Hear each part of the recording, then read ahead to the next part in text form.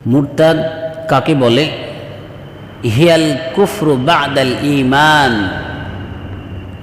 ঈমান আনয়ন করার পর কেউ যদি কুফরিকে গ্রহণ করে, ইসলাম কবুল করার পর, দিন কবুল করার পর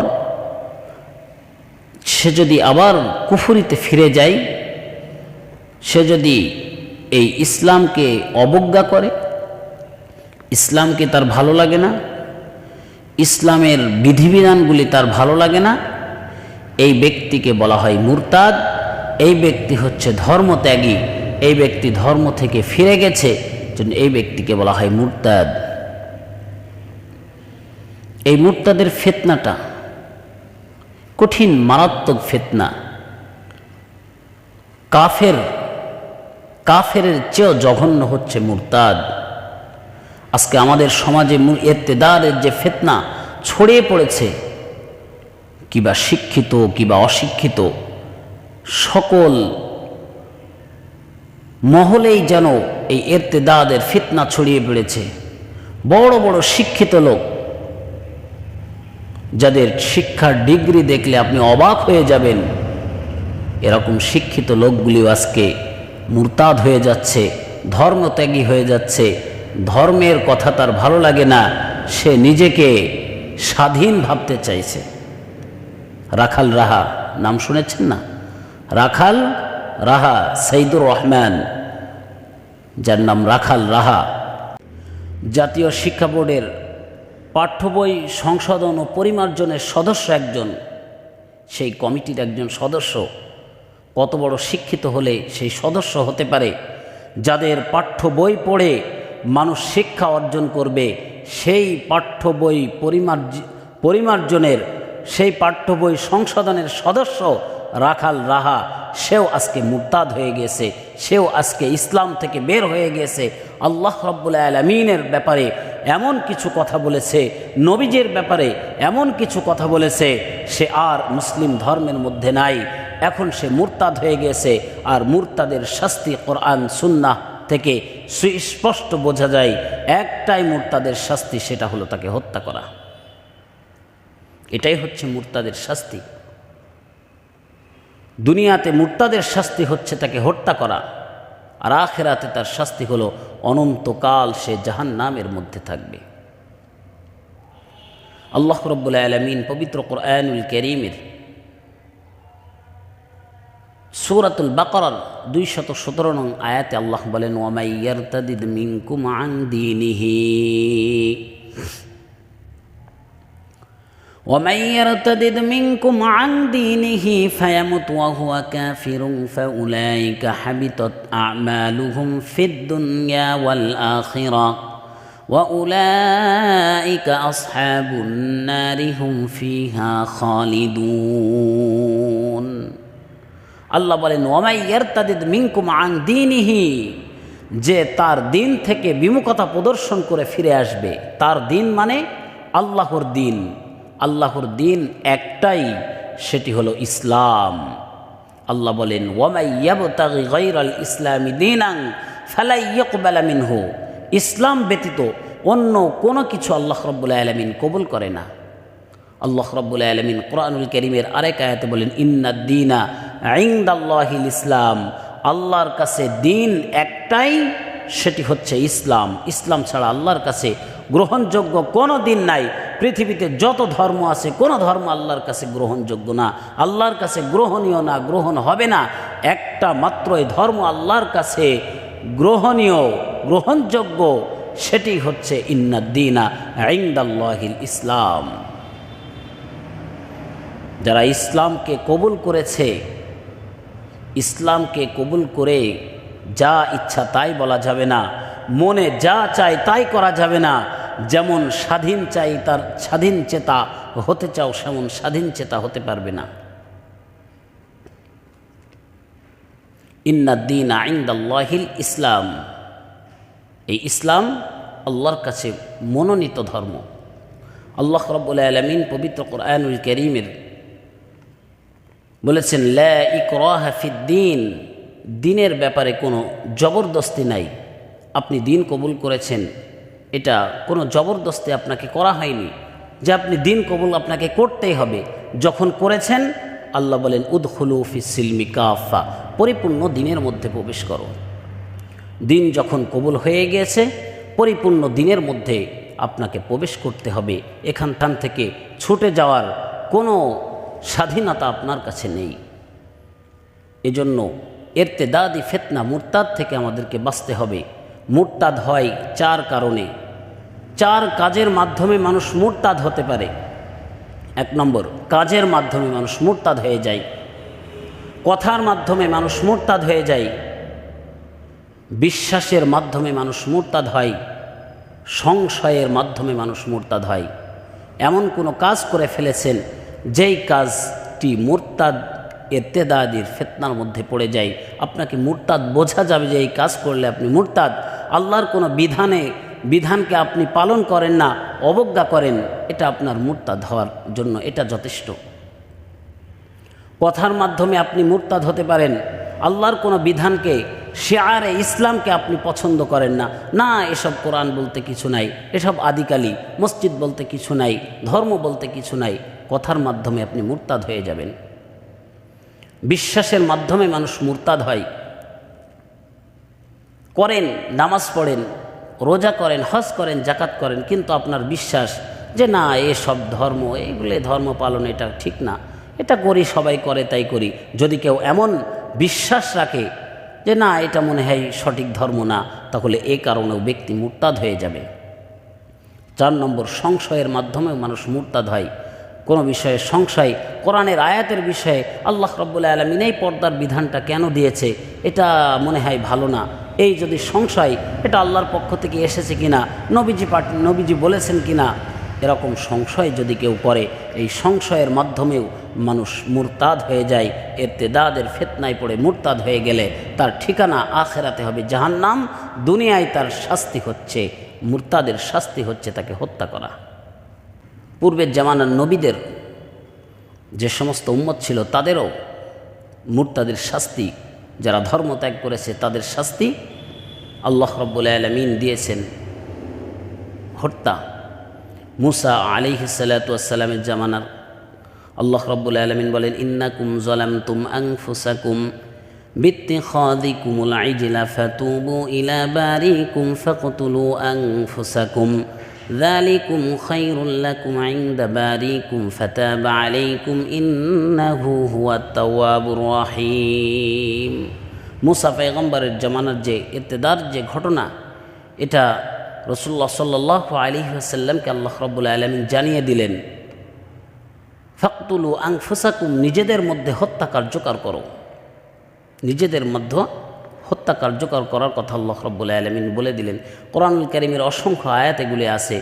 রাসূলুল্লাহ সাল্লাল্লাহু আলাইহি ওয়াসাল্লামের উপরে আল্লাহ রাব্বুল আলামিন আরও কোরআনের অনেক আয়াত নাজিল করেছেন। সূরাতুল মাইদা আয়াত নং 33 আল্লাহ রাব্বুল আলামিন বলেন ইন্নামা জাযাউল্লাযীনা ইউহারিবুনাল্লাহ إنما جزاء الذين يحاربون الله ورسوله ويسعون في الأرض فسادا أن يقتلوا أو يصلبوا إلى آخر الآية।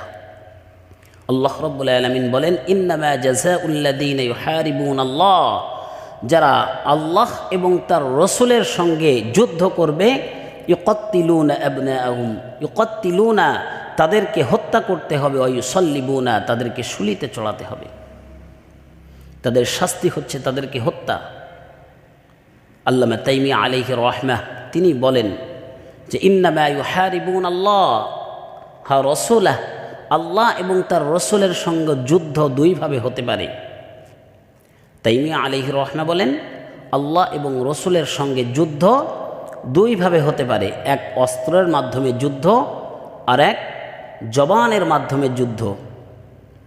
রাসূলুল্লাহ সাল্লাল্লাহু আলাইহি ওয়াসাল্লামের সাথে অস্ত্রের মাধ্যমে যারা যুদ্ধ করেছে, এমন অনেক যোদ্ধাকে তিনি শাস্তি না দিয়ে রেখে দিয়েছেন।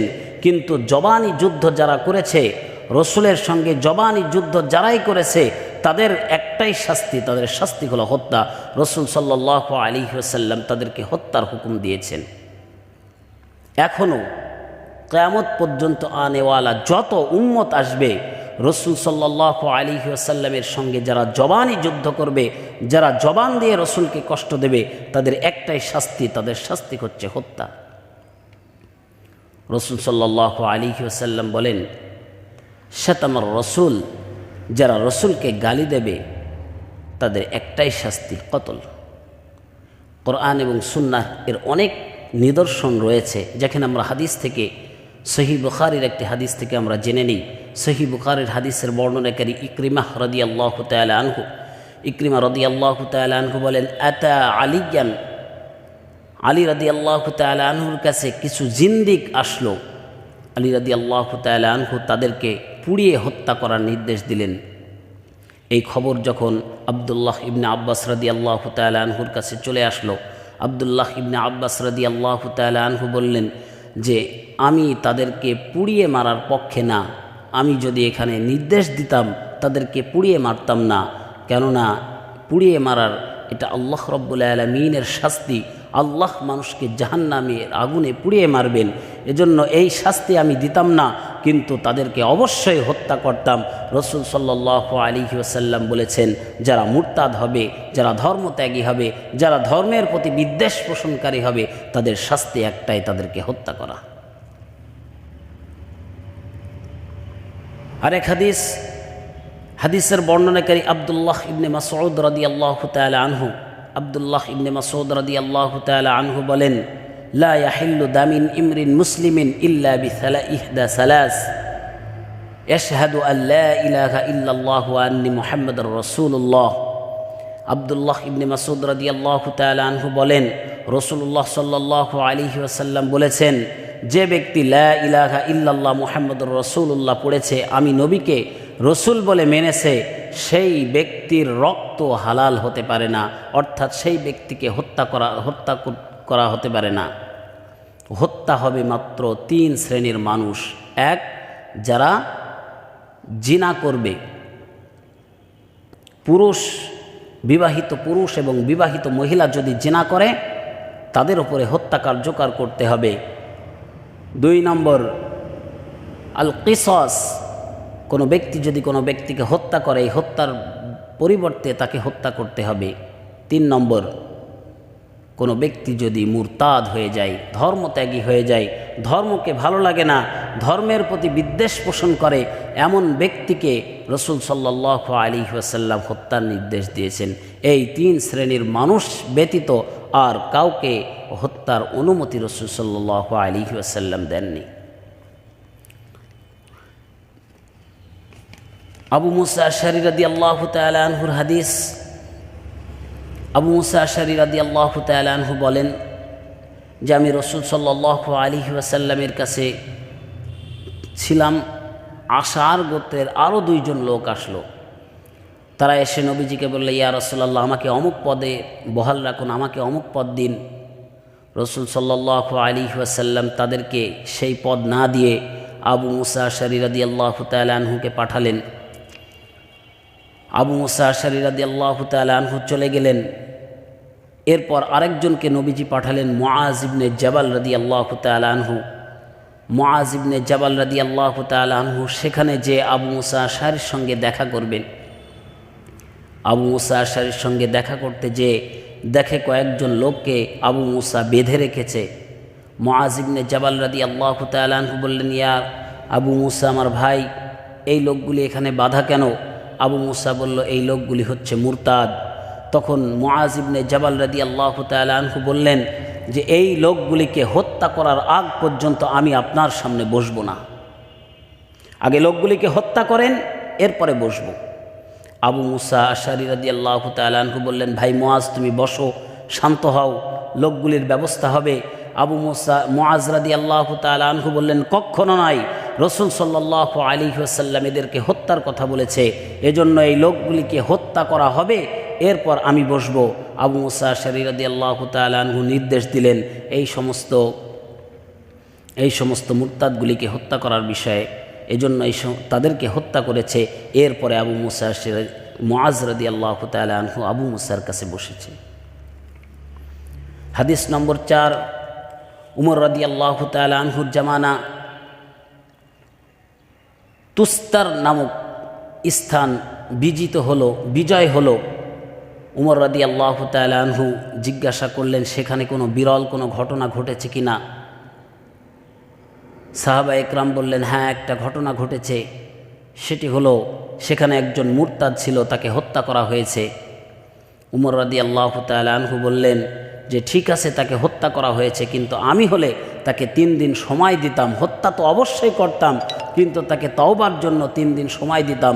যদি সেই 3 দিনের মধ্যে ফিরে আসতো তাহলে তাকে আর হত্যা করতাম না, সে আগের মতোই বহাল থাকতো। সম্মানিত উপস্থিতি, আল্লাহ রাব্বুল আলামিন এই মুরতাদের শাস্তি, খুব কঠিন শাস্তি দিয়েছে। মুরতাদের শাস্তি সাহাবা একরামের জামানা থেকে, সাহাবা একরাম, রাসূল সাল্লাল্লাহু আলাইহি ওয়াসাল্লাম নিজেও দিয়েছে, সাহাবা একরামও দিয়েছে। কিন্তু এই মুরতাদদেরকে 3 সুযোগ দেওয়া হবে। তাদেরকে তওবার জন্য তাদের কাছে বলা হবে যে তুমি তওবা করো, যদি সে ফিরে আসে ভালো, যদি ফিরে না আসে তার ব্যাপারে হত্যা কার্যকর করবে। কারা করবে? রাষ্ট্র এর দায়িত্ব নেবে। সাধারণ মানুষ এই আইন হাতে তুলে নেবে না, তাহলে সমাজের মধ্যে বিশৃঙ্খলা সৃষ্টি হবে। রাষ্ট্র এর দায়িত্ব গ্রহণ করবে। রাষ্ট্র যদি তার দায়িত্ব ব্যর্থ হয় তাহলে রাষ্ট্রকে আল্লাহর কাছে জবাবদিহি করতে হবে। আর এই মুরতাদ যদি তওবা করার পূর্বেই মারা যায় অথবা তার উপরে মৃত্যুদণ্ড কার্যকর করা হয়, এখন তাকে কোথায় রাখা হবে? ইসলামী স্কলার যারা আছে তারা বলছেন যে লা ইউদফানু ফি মাকাবিরিন মুসলিমিন ওয়ালা ইউগাসসালু। একজন মুসলমান মারা গেলে তাকে জানাজা দিতে হয়। একজন মুসলমান মারা গেলে তার জানাজায় শরীক হতে হয়। একজন মুসলমান মারা গেলে তার এলাকার লোক তার জানাজায় শরীক হওয়া তার জন্য ফরজে কিফায়া হয়ে যায়। কিন্তু কোনো মুরতাদ যদি মারা যায়, ওই মুরতাদকে ওয়ালা ইউগাসসালু, গোসল দেওয়া হবে না। ওয়ালা ইউদফানু ফি মাকাবিরিন মুসলিমিন, কোনো মুসলিম কবরস্থানে তার এক টুকরা জায়গা হবে না। তাকে ইহুদিদের কোনো কবরস্থানে রেখে আসতে হবে। যদি ইহুদি, হিন্দু, অন্যদের কবরস্থান না থাকে তাহলে তাকে মাটির নিচে পুঁতে রাখতে হবে। মুসলিম কবরস্থানে এই নাফরমানের, এই মুরতাদের জায়গা হবে না। আল্লাহ রাব্বুল আলামিন আমাদেরকে ইরতিদাদের ফিতনা থেকে হেফাজত করুন। সকলে বলুন আল্লাহুম্মা আমিন। আসসালামু আলাইকুম ওয়া রাহমাতুল্লাহ।